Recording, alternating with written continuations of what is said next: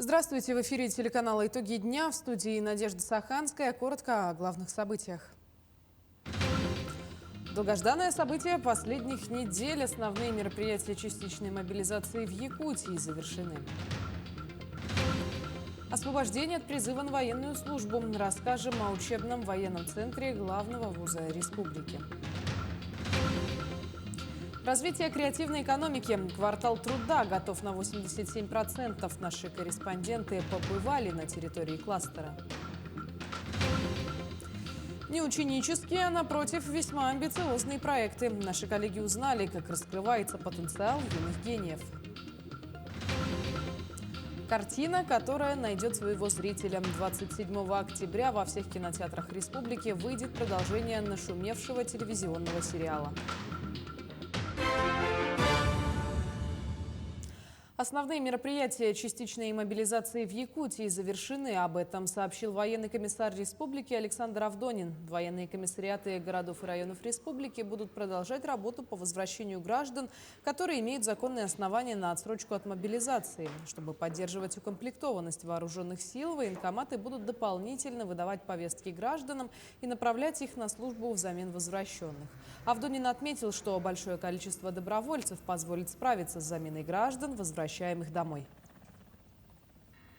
Кроме того, правительство утвердило отсрочку по уплате налогов и страховых взносов для граждан, призванных в рамках частичной мобилизации. Также продлены сроки предоставления налоговых деклараций и отчетов о движении денежных средств по счетам. Как будет рассчитываться отсрочка? Для уплаты налогов и страховых взносов со дня демобилизации до 28 числа 3-го месяца после дня окончания службы.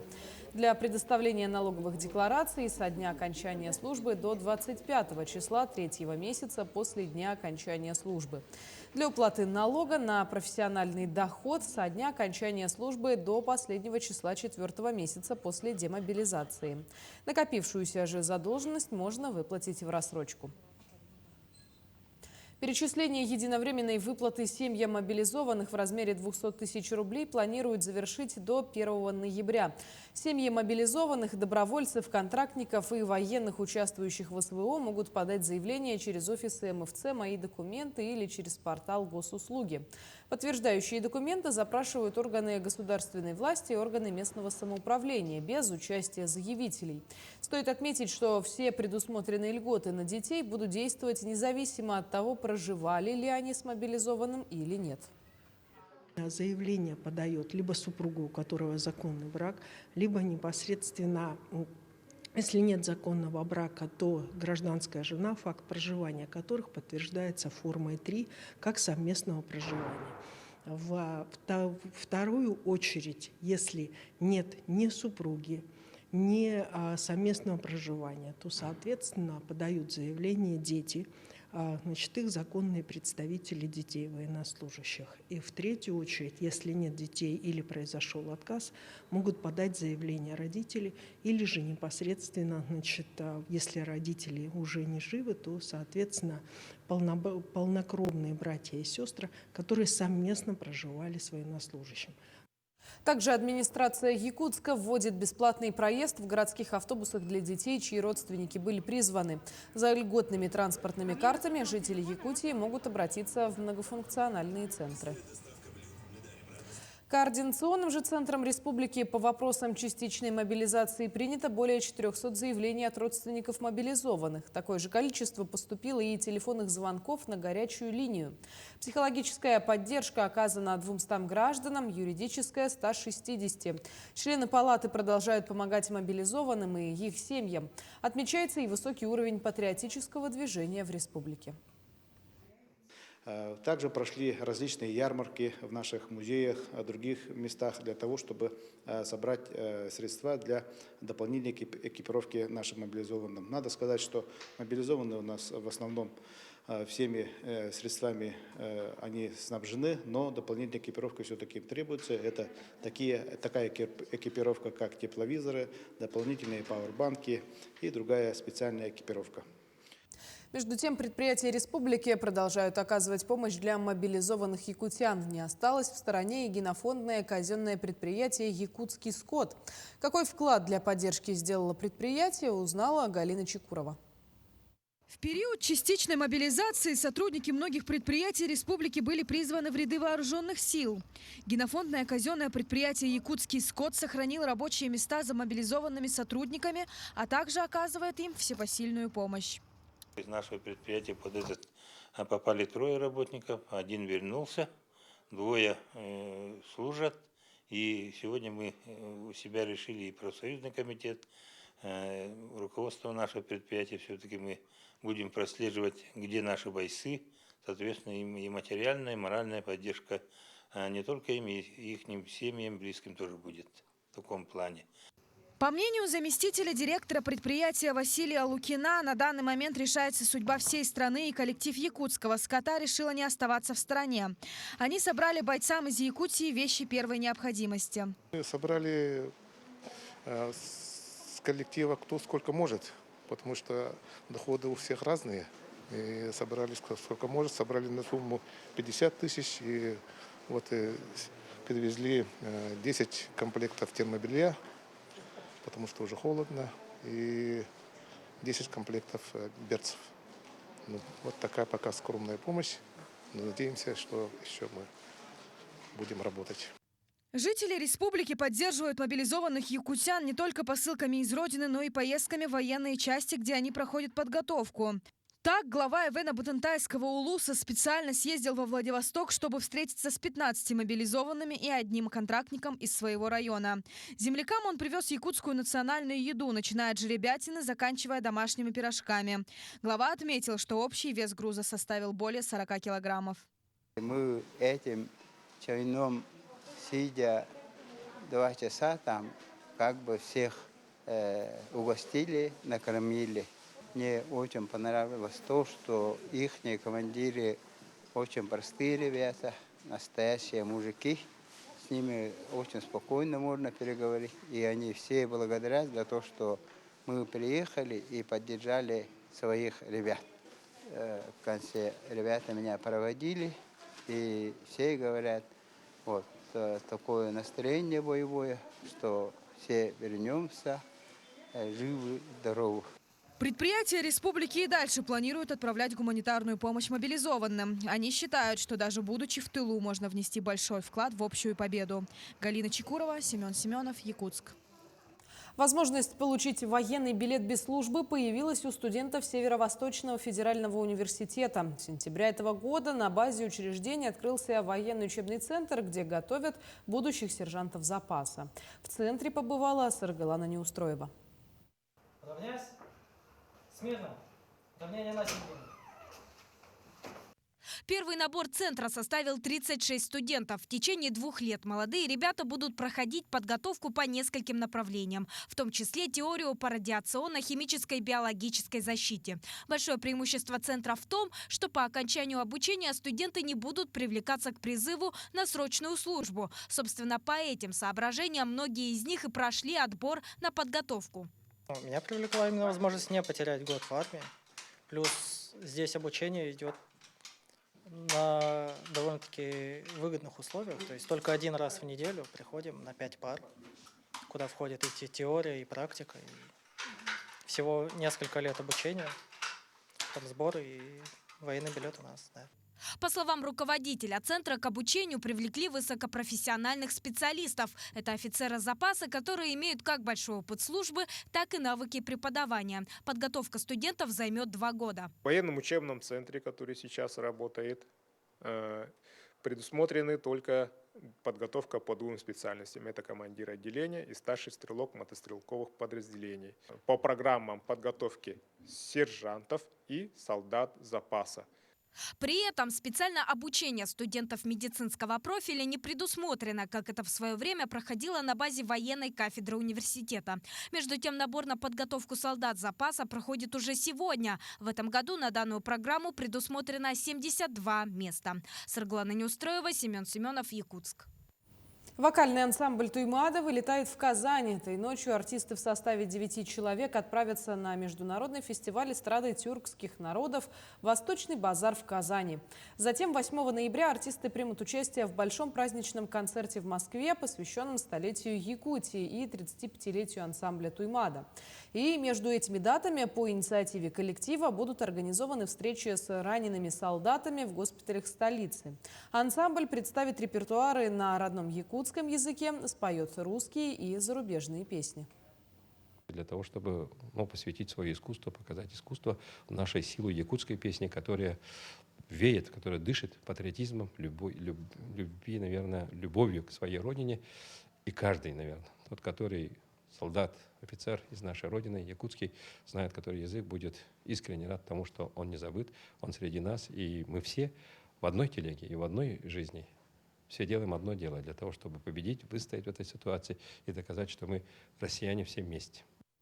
С 25 октября пассажирские перевозки по маршруту Якутск-Нижний Бестях начнут осуществлять суда на воздушной подушке. Отмечается, что отправляться суда будут из района городской дамбы на 202 микрорайоне и зала ожидания в Нижнем Бестяхе ежедневно с 7 часов утра до 7 вечера. Стоимость проезда составит 1500 рублей. Напомним, в связи с теплой погодой работу паромной переправы Якутск-Нижний Бестях перенесли ориентировочно на 25-27 октября. На маршруте задействовано 12 судов. Трансфер из Якутска в Нижний Бестях для пассажиров поезда также запускают с 25 октября. Отправление пассажиров идет в 14:30 из 203-го микрорайона. Стоимость проезда также составит 1500 рублей. Талон на трансфер можно приобрести одновременно с покупкой билета. В столице республики на перекрестке улиц Петровского и Аюнского произошло дорожно-транспортное происшествие с участием маршрутного автобуса номер 41 и микроавтобуса Toyota Hiace. По словам очевидцев, 5 человек пострадали. На месте дежурили врачи скорой медицинской помощи, а сотрудники службы спасения вызволяли пассажира микроавтобуса, дверь которой заклинила в результате столкновения. Получить бесплатную юридическую консультацию в Нерюнгри может любой желающий. Вот уже более 10 лет на базе городской библиотеки в рамках общественной приемной квалифицированный юрист проводит прием граждан по вопросам защиты их прав. Многие из нас, понимая, что их права нарушены, не знают все тонкости закона и поэтому не могут за себя постоять. Часто, когда возникает такая ситуация, человек даже не понимает, куда надо обратиться и с чего начать, чтобы отстоять свои интересы. В подобных случаях у нерюнгринцев есть возможность воспользоваться услугой бесплатной юридической помощи, как это сделал Эдуард Спильник. Меня интересовали вопросы капитального ремонта через ЖКХ. Меня интересовали вопросы пенсионного, так сказать, обеспечения. Меня, и интересовали вопросы. Я отношусь к детям войны. Я старенький. Поэтому как в этом вопросе государство к нам относится и так далее. И на все мои поставленные вопросы я получил юридически грамотные ответы. Для получения консультации нужно позвонить в городскую библиотеку, обратиться в Центр правовой и деловой информации и озвучить свой вопрос, чтобы юрист мог всесторонне изучить его и дать компетентное разъяснение. Поэтому прием ведется по предварительной записи 1 раз в месяц. Например, сегодня записалось 10 человек, если 8 из них это в основном семейные разделы, касающихся детей, коммунальные какие-то услуги, то, с чем я постоянно работаю, то, например, 2 вопроса были, которые мне неизвестны. Естественно, я все равно почитала какую-то базу, более-менее смогла людям ответить на их вопросы. Остались, конечно, нерешенные задачи, мы обменялись контактами для того, чтобы в последующем разрешить. Кроме того, юрист Алина Маркахай в своем телеграм-канале рассказывает о разных жизненных ситуациях и их правовом обосновании. Имея такую юридическую базу, гражданам уже можно во многом разобраться самостоятельно, без обращения к платным юристам. Ирина Лазаренко, Вадим Барашков, Нерюнгри. В Якутске завершается строительство первого на Дальнем Востоке креативного кластера «Квартал труда». На сегодня его готовность составляет 87%. Предполагается, что «Квартал труда» позволит создать 1250 рабочих мест и привлечь около 150 организаций резидентов. Подробности узнавала моя коллега Марфирина Алексеева. Квартал труда расположился на улице Труда 1. Это здание бывшего мясокомбината 70-х годов постройки. Уже в следующем месяце этот объект превратится в современное пространство для реализации целого комплекса креативных проектов. Ключевыми направлениями квартала труда станут анимация, кино, компьютерная графика, фото- и видеопродакшн, блогинг, маркетинг и брендинг, дизайн, архитектурные и проектные бюро, индустрии изобразительного и исполнительского искусства. На сегодня уже заключено более 60 соглашений о резидентстве. К 2025 году их количество планируют увеличить до 150. Мы на самом деле большую ставку делаем на развитие анимации. Все знают, что у нас в Якутии развивается IT, кино, но и на этой почве органически должна развиваться и анимация. У нас есть уже такие резиденты, несколько студий. Например, молодая студия Тундра Animation. Это наши якутские ребята, которые имеют опыт работы в крупнейших международных анимационных студиях, которые решили здесь у нас в Якутске создать такой вот проект. И мы надеемся, что анимация, вот в том числе с помощью креативного кластера, станет такой следующей историей успеха из Якутии.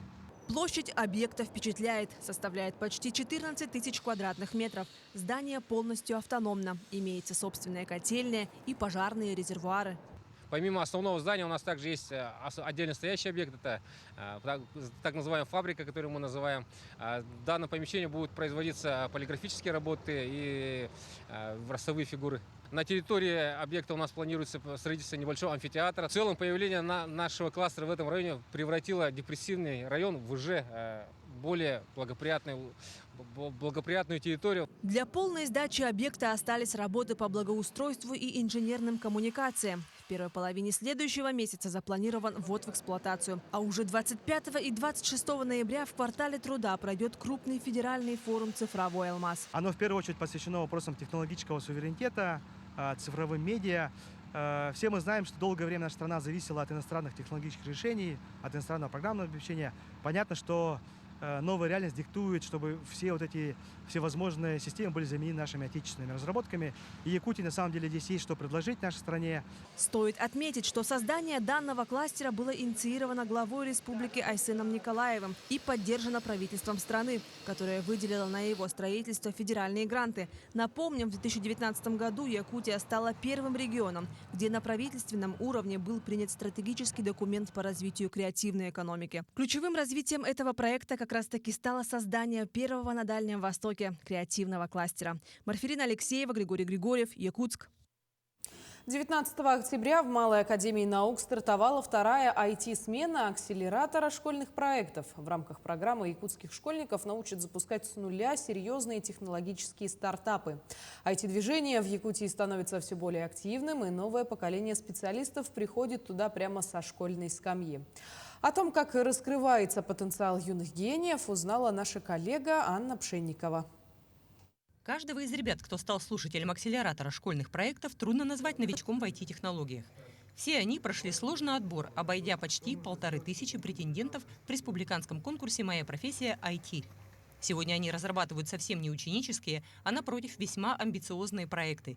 И каждый не без основания считает, что его творение, пройдя все этапы доработки, станет жизнеспособным и востребованным. Я работаю над проектом Fire. Это сайт, решающий проблему блокировки сетей социальных. Блогеры теряют доход, и теряют деньги, а деньги всегда будут волновать людей. Наш проект называется GitLab. Мы перевозим посылки. Вот, например, вам срочно нужно доставить какие-то документы своему ребенку, который живет в Москве. Пишите дата, наименование товара, что перевозите, фото. Это гораздо быстрее, удобнее и, возможно, дешевле. 8 команд на протяжении 12 дней проведут плодотворную работу, а параллельно слушатели Академии ждет обучение, в процессе которого они узнают, как использовать бизнес-методики, изучат целевую аудиторию будущего продукта, овладеют способами продвижения проекта на рынке. Сложный путь молодым айтишникам помогают пройти менторы. Однако опытные специалисты признаются, что порой ученики обходят их в профессиональных компетенциях. Вы знаете, дети у нас большим даже превосходят нас и превосходят даже взрослых. сегодняшние дети, вот айтишники, потому что они очень быстро учатся, очень быстро развиваются. А технологии сегодня, как вы сами знаете, развиваются намного быстрее, чем, например, 10 лет назад, да? И они нас успевают уже догнать.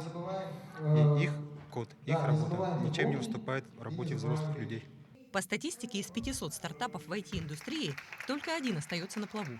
Однако в детском сегменте дела обстоят значительно лучше, поэтому многие из ребят, владеющих информационными технологиями, не только активно работают, но и монетизируют свое хобби. Не секрет, это, то есть он занимается фрилансом, рисованием, 2D, 3D, также делают дизайны афиш.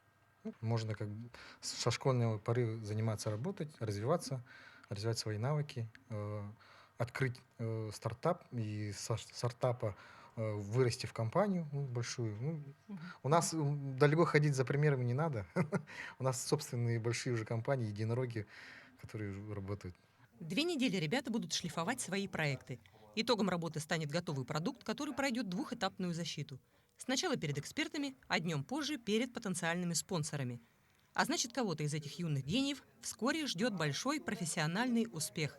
Анна Пшенникова, Джулустан Иннокентьев, село Чапаево, Хангаласский улус. 27 октября во всех кинотеатрах республики выйдет продолжение нашумевшего телевизионного сериала НВК Саха «Мин Таптыр Спутнигом» под названием «Кюнг Иа Кюнней».